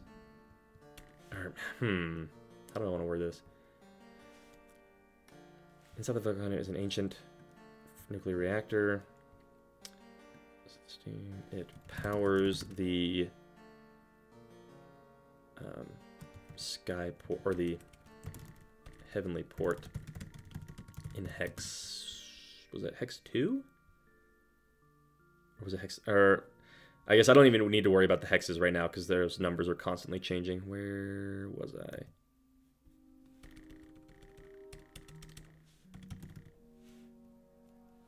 Via underwater cables. Okay, so we definitely got that reactor. We could have, yeah, maybe there's like sentry drones or like security automatons patrol the volcanoes entrances. So they like were built, oh my goodness, security. So they were built to watch after this place, but when humanity left on the Great Pilgrimage, or this place was just abandoned, the drones just stayed here, but they don't venture out into the jungle. That's not their protocol. They are simply built to protect the volcano. So there's rumors of like these iron golems that stand at the top of the volcano, and maybe like, what could people believe about them? You can be whatever you want, but maybe they think that they're protecting some, I mean, it could be just like some crazy treasure that's inside the volcano, or there's like a leviathan that's like being boiled alive inside the volcano. That's a cool idea. Let's see. Doman said, there's a CR8 demon mosquito in the new monster manual, but I always forget the name. Oh, I know. Is it new? I remember there being a demon, or a mosquito-looking demon thing in the previous monster manual, but I don't remember what it was called or what the CR was. Noble Knight says, maybe there's like volcanic snails that exist. Oh, yeah. Oh, yeah, there are the ones in real life. I'm thinking of there's like the flail snail, but that's not volcanic. But yeah, we could do some big, cool volcanic snails. That's really cool.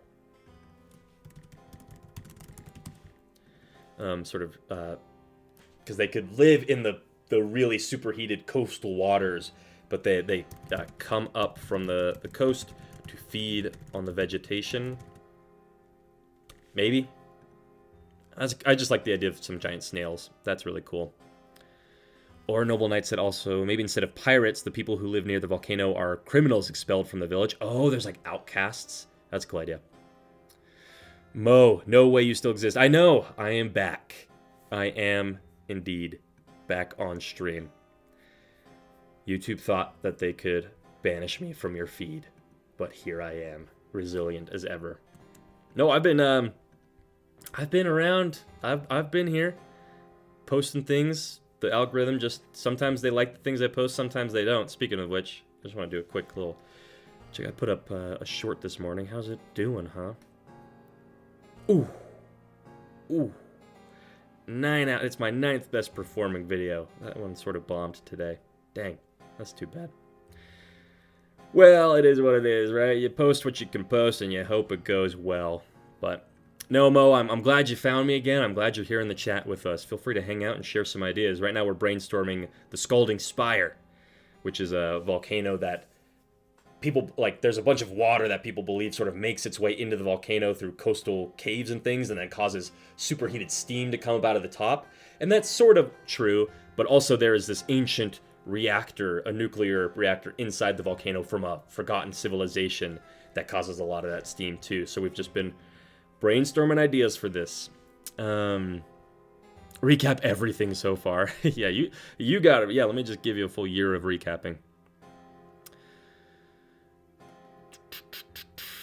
Noble Knight said, maybe a phoenix tried laying an egg in the new nuclear reactor, but the egg fused with the nuclear material, and now it requires a special catalyst to hatch. Good lord. Very cool idea. Kind of a crazy one to try and convey to a broader audience, I would say, but I do think that's a sick idea.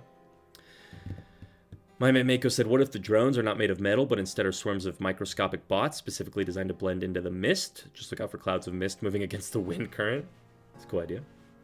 Why don't we move on to our random encounters? Yeah? We've got our hazards. We really didn't do anything for the general notes, but kind of, it seems hard to, like the general notes and the hazards seem to kind of blend together so much. I don't know.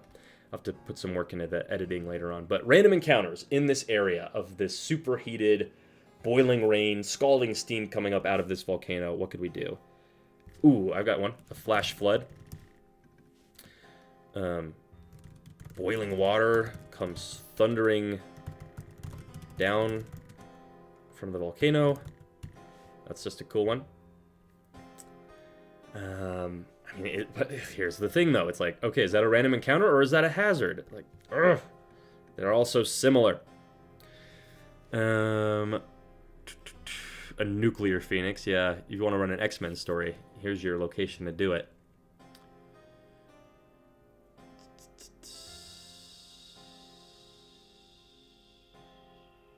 MO says maybe not a nuclear reactor because nuclear reactors feel green, if you know what I mean. A new fusion reactor sounds like it's more reds and oranges. Are you talking just purely for like the color of this area of the Retched Tropic, like kind of leaning into the sulfuric yellowy color? If so, yeah, I see your point. Although I do think for the general audience who's gonna like they've never tuned into one of these streams and they're gonna get this on Patreon or Drive Through RPG, I think like just saying it's a nuclear reactor might bring like a stronger image to people's minds a little quicker. We probably need some sort of random encounter of like a scientist here trying to find an entry into the volcano. We could even call them like they're an inquisitor. Here trying to find an entrance into the volcano. We could even say they want to power up the reactor again. We could do... We have not done any dinosaur things. I feel like we need to do one. And like a pterodactyl would be cool. Or a Spinosaurus sounds fun to do. Kind of swimming in one of these like... Not boiling, but like a hot spring. It's kind of where they've made their nest. Yeah, let's go with that. Spinosaurus. Why the hell not? Made its nest near a natural hot spring. Recently laid its eggs. We could do double redacted messages. Oh boy. What else could we do? Probably should do some shipwrecked pirates, right? Ooh, what did Mako say? What if there was a tribe of toadmen who make a living from leading ships through the mist and fishing? They may offer to lead the players through the swamp. Cool idea. In my world, at least, like, I've kind of been doing this more and more in my recent campaigns, but, like, I like my goblins, I like my kobolds, I like my orcs, I like my toadmen to be monsters. They're the villains. They're the evil things. I don't really love having, like, a Toadman in the party or like a Toadman NPC. Like, that's just my style, and I think it's because I like the like grim, darky sort of more just dark vibes, and so I want there to be these like just evil groups of monsters that live out in the wilderness that you need to fight. So I don't know if I want there to be like a group of toadmen who are like, we'll take you to the city, like follow us. It just doesn't quite fit the vibe of what I want. But some toadmen we certainly need to have some toadmen somewhere in our Retched Tropic, right? Ooh, Christian says, fun fact, uranium grows, it glows blue in the nuclear reactor pools. Yeah, dude, I've seen some videos of like when a nuclear reactor's turned on and there's the really high pitched like it makes the very science fiction-y sort of sound. Maybe a dumb question, but like, hey, does that actually happen? Is there like that weird sci-fi sound of it powering on? And is that like the sound of the nuclear reaction happening? Or is that like the sound of all the electricity needed to power? Like what exactly is the sound that's happening there? Noble Knight said, maybe not a dinosaur, but the Titanica boa. Seems like it would fit the theme. Ooh. Ooh, a giant boa. That does seem pretty dang cool. And it does fit. I mean, could we do both? We probably want it, like, at least 2 combat encounters, right? A giant snake.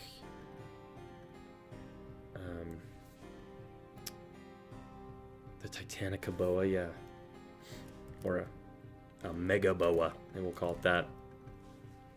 It is, oh, here's an idea. What if it's, reached unnatural, or it's, grown to a tremendous size due to radiation exposure? I'm not sure if I want to commit to that, but it could be cool. You're getting into your, like, Godzilla vibe there of this snake that's found its way into the volcano and just becoming bigger and bigger and bigger. Maybe there's like the reactor is leaking and some of the water is becoming contaminated. And that explains, like, acid rain. We talked about boiling rain as a hazard in this area, but you could totally also have poisonous rain coming down from this nuclear waste that's leaked into the water. Oh, that's cool. I dig that. Interesting, my man Maker. You said, never said that the Toadmen were good guys. What if the Toadmen lead the players into a boiling water or acidic trap and just say, we led ships through the mist all the time. Come on, trust us. We could probably do something. I'm kind of thinking, like, I want to do a shipwrecked crew. Because that was one of the main threats we talked about, was the coast here is so dense with mist and fog that it's easy for ships to run aground. So we could have some starving pirates. Or no, don't even have to do pirates, but starving shipwrecked sailors who have they gone crazy? I mean, like, each hex is only about 4 days of travel, or more like 4 to 7, somewhere in that week. And it's like, could someone really be lost in an area with that relatively small of a footprint that they could never find their way? You know what? Kind of a silly question to ask, because, like, yeah, that happens all the time. People get lost just, like, a few miles from civilization, and they can never find their way back. So starving shipwrecked sailors who are hopelessly lost in the jungle. I dig it. Christian, if you can hear the reaction, good luck. Most likely hearing the sound of the turbines. Maybe that's what it is. It does have like a whirring or like a winding up sound to it, where it like kind of goes up in frequency. So that could be the turbine speeding up. Yeah, I like it. Okay. Flash flood. An inquisitor looking for the reactor. A Spinosaurus, a Megaboa, a shipwrecked crew.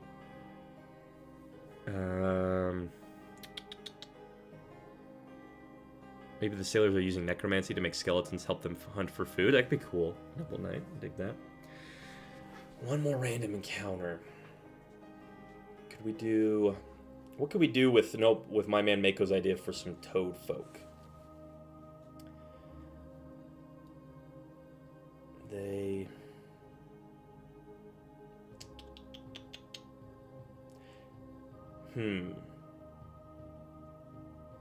Trying to think of a way that they like use this boiling water to like fight with. Like they throw vials of boiling hot water, but it's like how do they keep the water boiling hot? It's also reminding me of like, how do you, like, if you boil a frog, it doesn't realize until it's too late. Like, you know that saying? I just kind of brought that to my mind.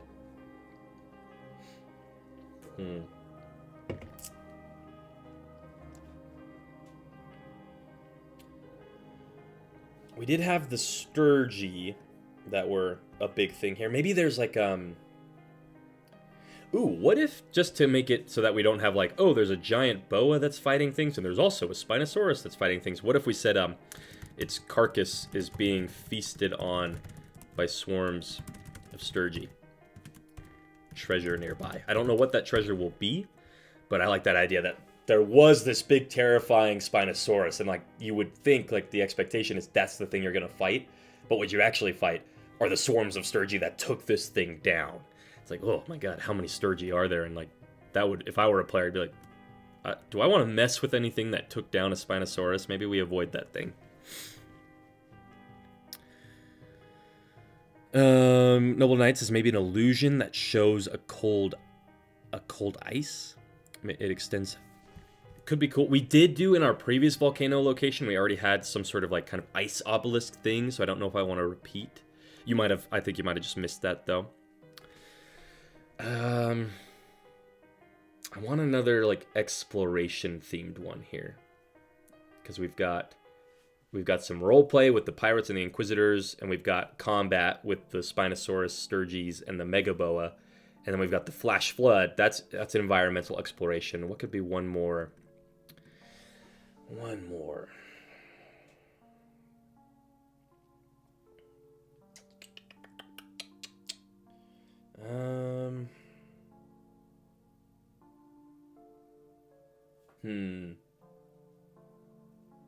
I got nothing in the moment. I got nothing.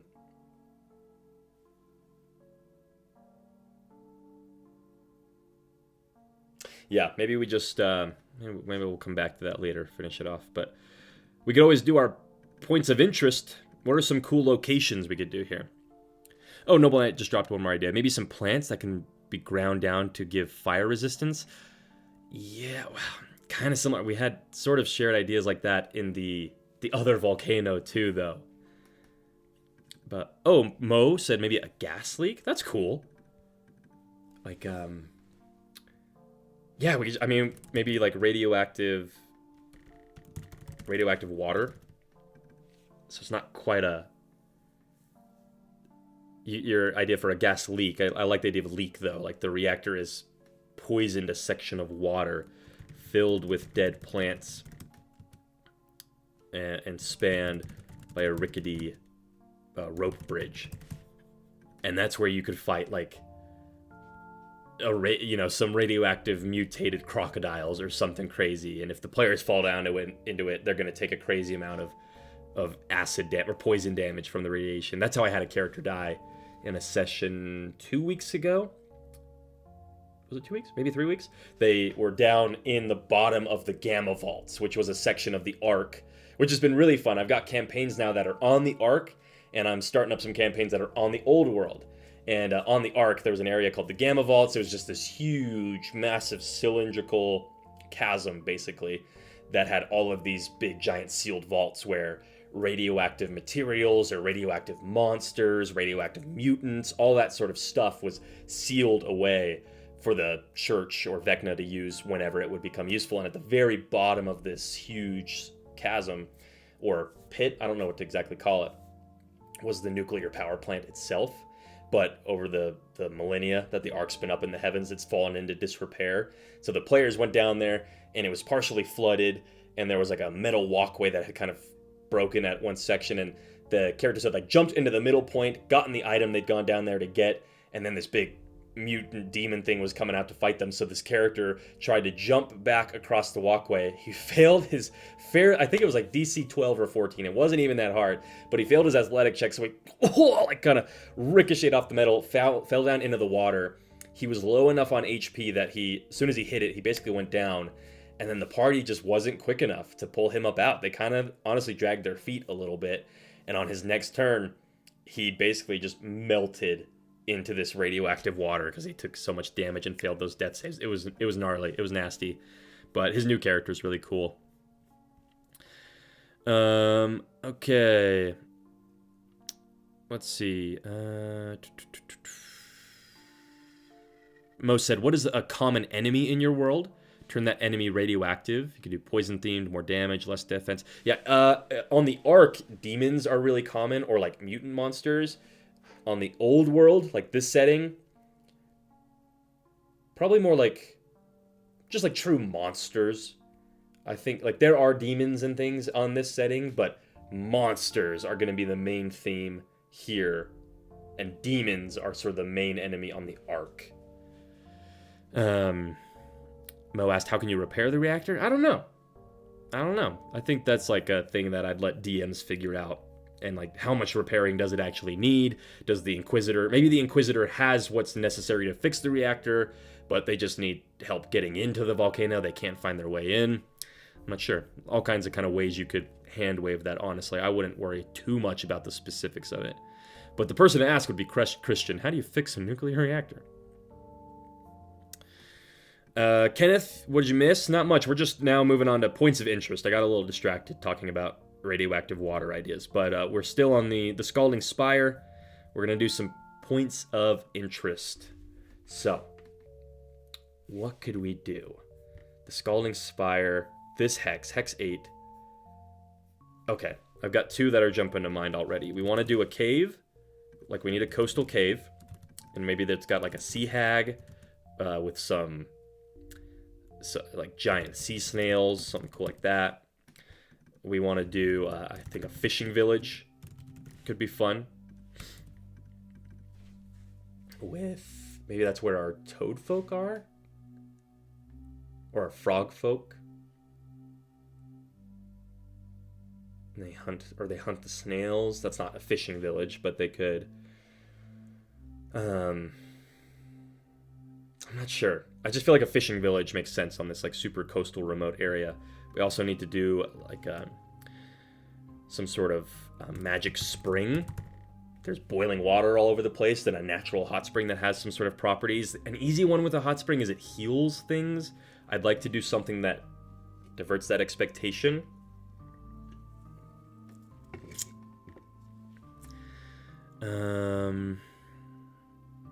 Oh, Moses, maybe I should put suggestions on how to repair the reactor.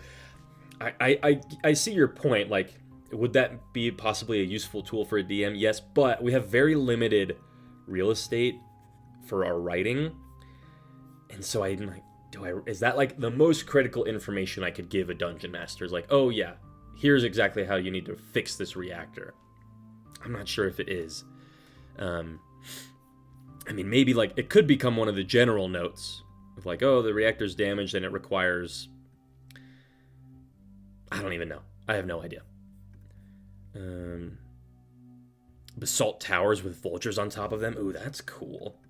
What's a basalt tower? What is that like? What is a basalt tower? Is basalt just stone? Basalt is a dark, fine-grained volcanic rock that sometimes displays a... Oh, okay, cool. Oh, is that like the spongy stone looking? It's like really pockmarked, right? It's got all the little holes in it. Because if that's the case, I like that idea though of basalt towers, vultures roost atop them, or do we do vultures or do we do pterodactyls? Because it is a fantasy jungle. Got to take advantage of opportunities to introduce dinosaurs.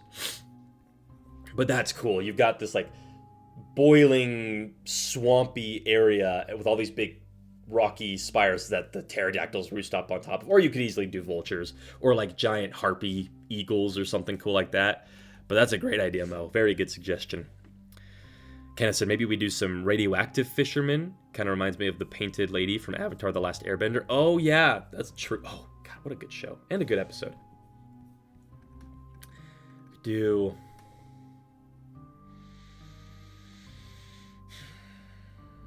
They've been like driven crazy by the radiation.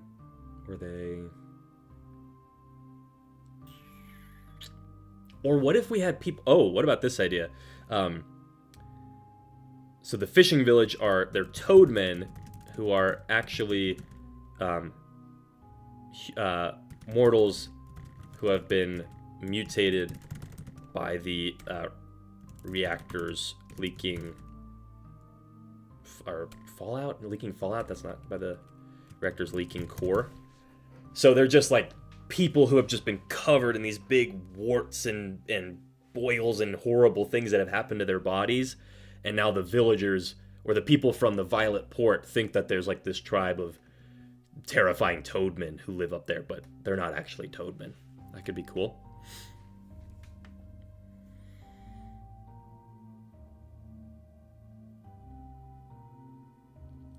What else do we got? I'm reading Christian's suggestions on how to repair a nuclear reactor. It's so cool. Like, being that trained in something to be able to, like, talk about the inner workings of a reactor. That's pretty cool. Okay, we got our coastal cave. We got our fishing village. A magical spring. Let's go back to that and give it an idea before we move on. Ooh, what about something that could remove curses? I know I said I don't want to do a healing, but, like, at least it's not just you rest in the hot spring and you regain all your HP, or, like, offers the benefit of a long rest. It's like, if you are cursed, you can go to this hot spring and it will cure you. But maybe there's a risk of being, like, because it's in this area of nuclear steam and water, like, it could also maybe make it worse. Can cleanse curses with radioactive magics, but also risks making it worse on a failed, maybe it's like a failed con save. You have to spend a long time in this radioactive spring, and if you can endure that pain, then you'll be cleansed. But if you can't, if your body succumbs to it, or if you have to get out, you go running out of it because you just can't take it anymore, then the ritual isn't finished, or it isn't done properly, and it does something horrible to you. Cassandra, another familiar old name. Good to see you in here. Graphite fields. Radioactive graphite litters the landscape. Ooh. Let me look up graphite, see what that kind of looks like. Is that like the slate rock?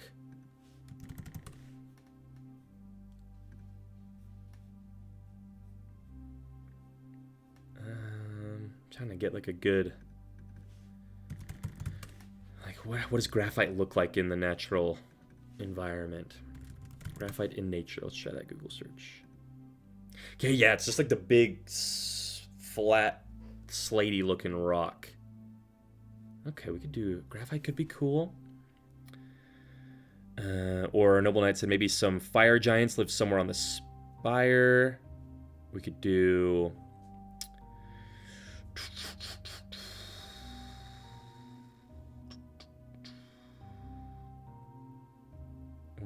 what else?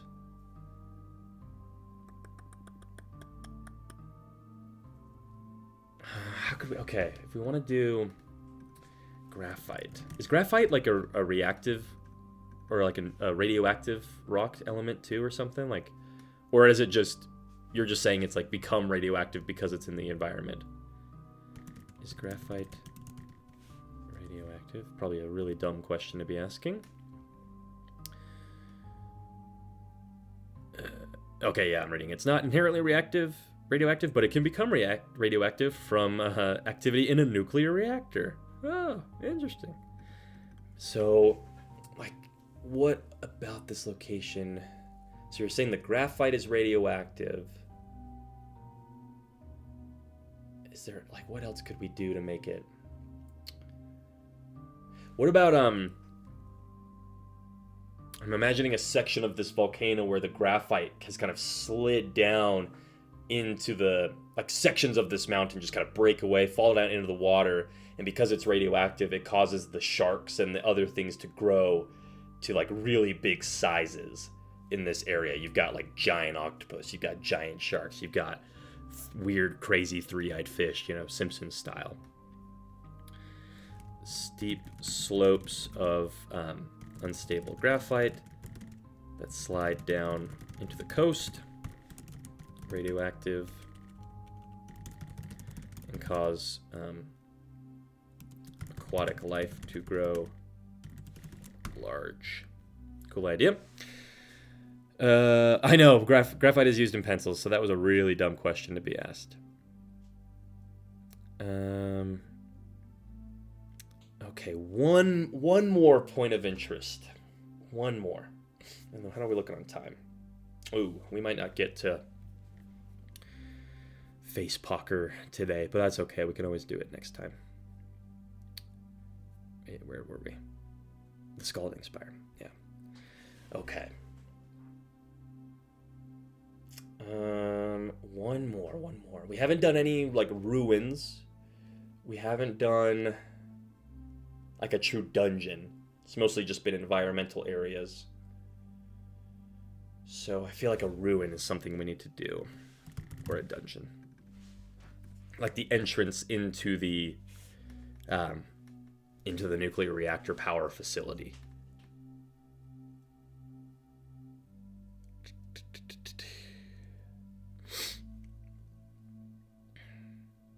What would be cool for the entrance? Because I don't imagine the entrance is at the top. Although we did talk about that's like where the... Wait, did we have the idea of the golems? Did I put that on here? Or did we not?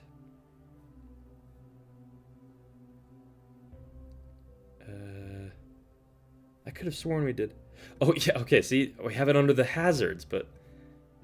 I'm probably going to need to do some reworking of how we're, like, laying out these tables, because they're all feeling... I'm not sure what the purpose of each one is right now. Like, the POI makes sense, but encounters and hazards is not making sense to me. They feel like they could either be combined, or I need something to make a more clear distinction.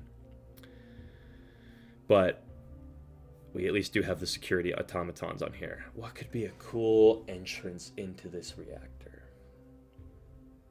Maybe it's hidden by like some illusionary magics, like the mist, sort of Strahd style.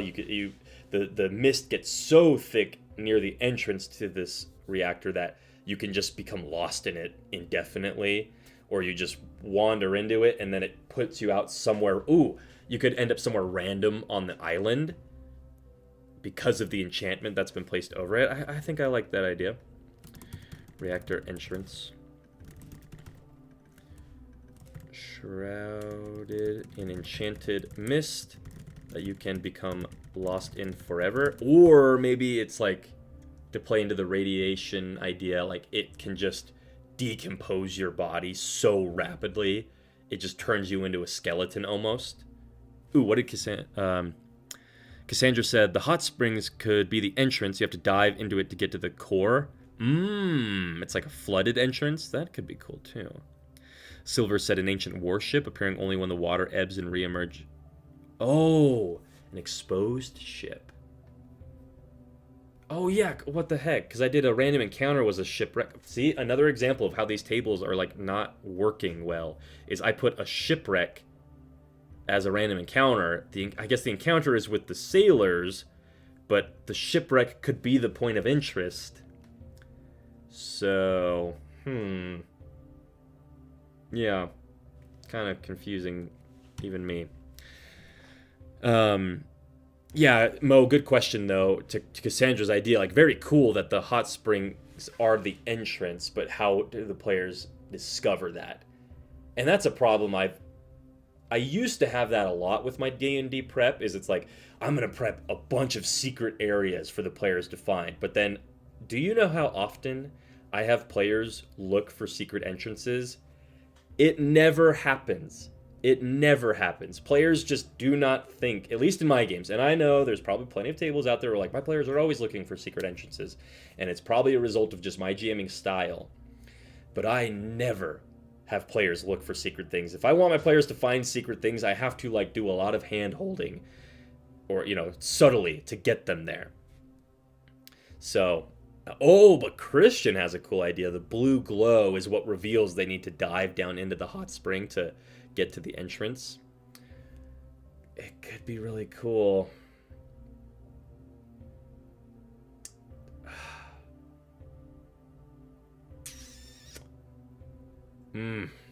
I will think about it being flooded, because I could certainly see like the entrance. I right now I kind of like the idea of like the entrance has some sort of magical wards placed around it that make it really difficult to find. And once you go in and you start delving down into this dungeon of the reactor itself, that's where you start to run into areas of it being flooded. And you have the boiling water, you have the radioactive water, you've got all that sort of stuff. You've got the blue glow that kind of leads you deeper and deeper and deeper into it. But I do want to introduce an aspect of like old magics here. Shrouded, so I think I'm going to go with this, but... is that how you spell shrouded? Yeah, but Cassandra, I do like the idea. And I think I would apply I would work your idea into it of like, yeah, once you're inside, you're gonna be delving down into flooded sections of this reactor. But the actual entrance, I feel like I would want to be visible once you get through this mist. Or waste you away to bones. Yeah, or quickly waste you away. Yeah, cool. And I also like the idea of this radioactive mist can just reduce you to a pile of skeletons. So then, as your characters are looking for the entrance and they're lost in the mist, then you can have a random encounter with these skeletal warriors that are going to fight you or come up out of the bog or whatever. Could be really cool. Okay. 12:01. I do have other things I need to do today, and Mother Doom and I are having a date night tonight. We're going somewhere real fancy, the Olive Garden. But it is like, we love the Olive Garden. It's so freaking good. Unlimited breadstick, soup, and salad. We're gonna do that, and then we're gonna see Sinners. So, no spoilers, please, in the chat. I have avoided basically any true, real spoilers, and I'm really excited to see this movie. It looks really cool, and I've heard great things about it. So I think that's where we'll call it today. We were able to get 2 of our volcanoes prepped, which is great. And yeah, I appreciate everybody who was hanging out with me today. Christian, of course, I super appreciate you coming in here with that massive super chat. That's so epic of you. Very, very generous of you. And it's going to be put to good use, treating our niece to a fun day at the zoo and a couple other things that we certainly could use it here around our place. So, thank you. Love y'all. We say these things in Christian Breffel's unholy name. Amen. I will see you all on Monday for another stream. Don't forget, if you're a patron, you can go get the Traveling NPC zine for $3. The Doom Stronghold is, you can probably see it. Yep. Whoa. I have been busy assembling them. That's not even half. Like, I have so many zines from the Kickstarter I am actively working on and making, but they're going to get shipped here soon. It's been submitted to DriveThruRPG to be able to pick it up on there eventually, so you can check that out. But main thing, if you want to play D&D with me, then go check out that link at the top of the description. You can join one of my Sunday campaigns. First session is free to see if you just enjoy playing D&D with me, or join my Wednesday game where we'll be playing in this environment of the Retched Tropics, so that'll be a fun one too. But that's it. I'm just done. I'm done. Love y'all.